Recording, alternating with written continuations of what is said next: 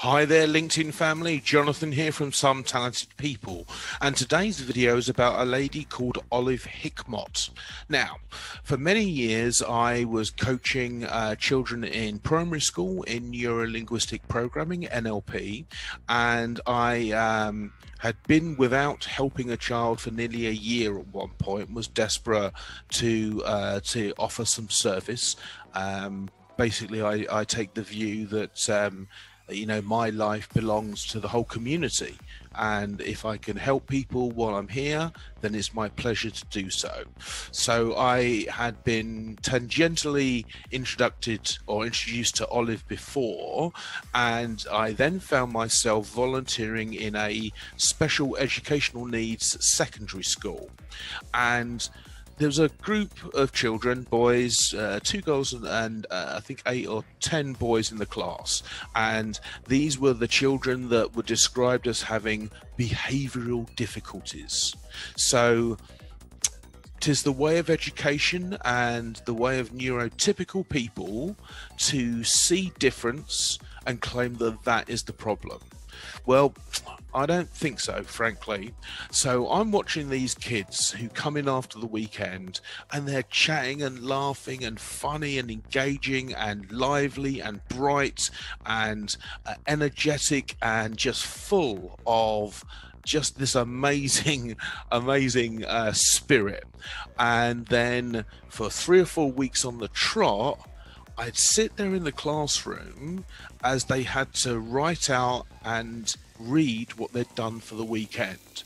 And it literally went from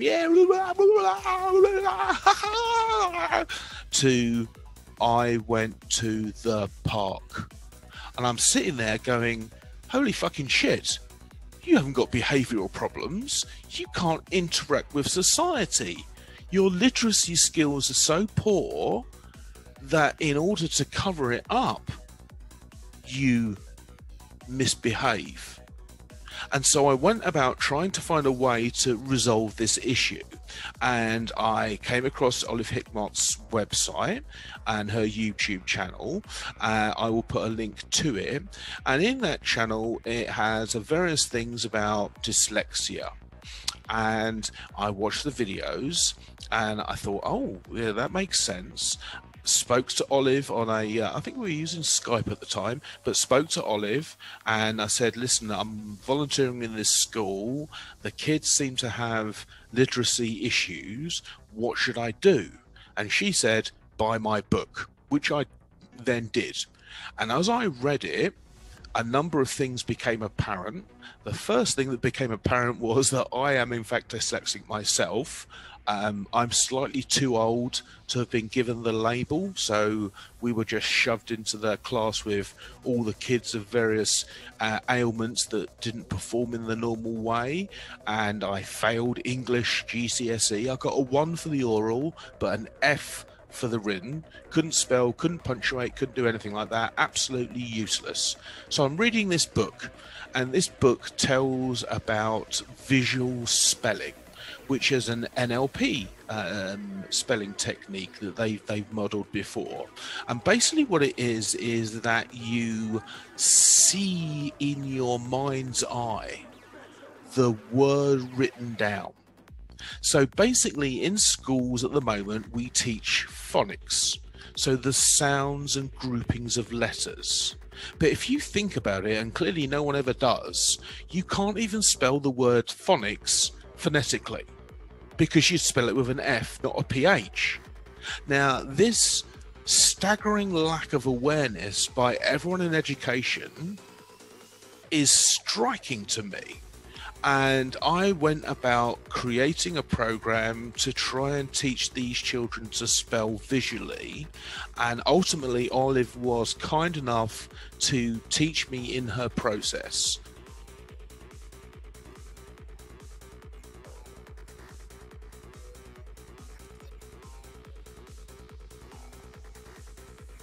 So the first topic is, are you looking for help with learning difficulties?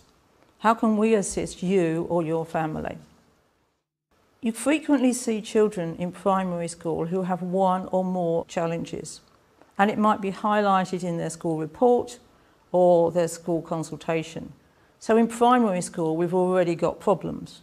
We've got children who are struggling with homework. We've got reluctant readers who really don't want to read. And if they do read, they've got very little understanding of punctuation or the meaning of what they're reading. We've got people with poor handwriting, people who have difficulty forming letters. You get lots of crossing out and misspellings and all those sorts of things.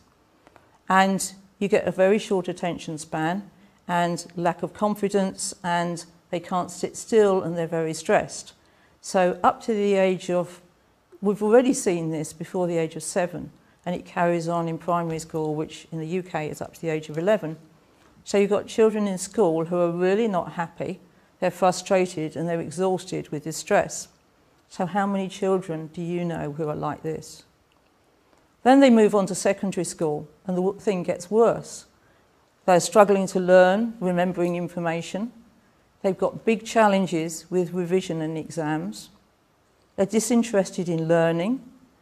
They're demonstrating a variety of avoidance techniques, which might be, I want to chat to my friends, I'm going to play sport, I'm going to do something else than actually do any of this learning stuff.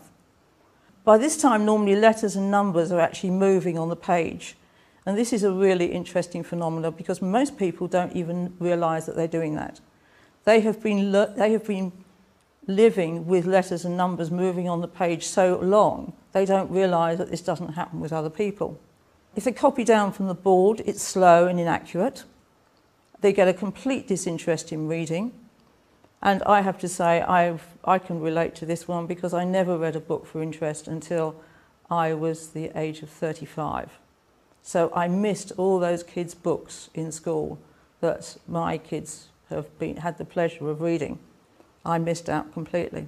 Massive confusion in organising thoughts, and then of course they get disaffected with school and they're even to being truant. And of course by this time they've probably been assessed with having various learning difficulties. Then we get into adult life. Further education is a challenge, and if they do further education they're going to need a lot of support. And I've met many parents who, when they have their first child, are feeling really bad about the fact they can't read to them.